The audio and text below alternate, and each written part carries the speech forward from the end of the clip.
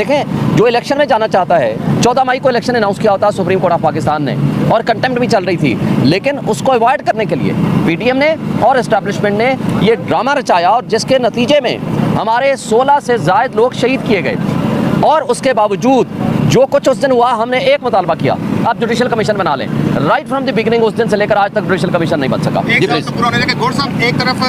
खान साहब अमरीकी मुदाखलत का अमरीकियों के ऊपर इल्ज़ाम लगाते हैं, दूसरी तरफ आप उनसे मुलाकातें करते हैं, खान साहब उसे खुशाइंद भी कहते हैं, शिकायत भी लगाई जाती है। इस हवाले से क्या कहेंगे आप? देखो, जहाँ तक इंटरफेरेंस का ताल्लुक है वो गवर्नमेंट के सतह पे हुआ था, बात उठाई गई थी, पर इसका मकसद हरगिज़ ये नहीं था कि आप अमेरिका जैसे मुल्क के साथ अपने ताल्लुकात ख़त्म करें, या ये कि अगर उनका सफ़ीर यहाँ मौजूद है और वो सफ़ीर अपने जो रूटीन के मामलात ताल्लुकात होते हैं उनको कंटिन्यू न रखे और वो लीडर ऑफ द अपोजिशन पे कॉल ऑन न करे। उन्होंने लीडर ऑफ द अपोजिशन पे कॉल ऑन किया था, क्योंकि वो लीडर ऑफ द अपोजिशन हमारी पार्टी का है, उमर अयूब साहब है, इसलिए मैंने और असद कैसर साहब ने भी उसमें शिरकत की थी, और हमारी शिरकत है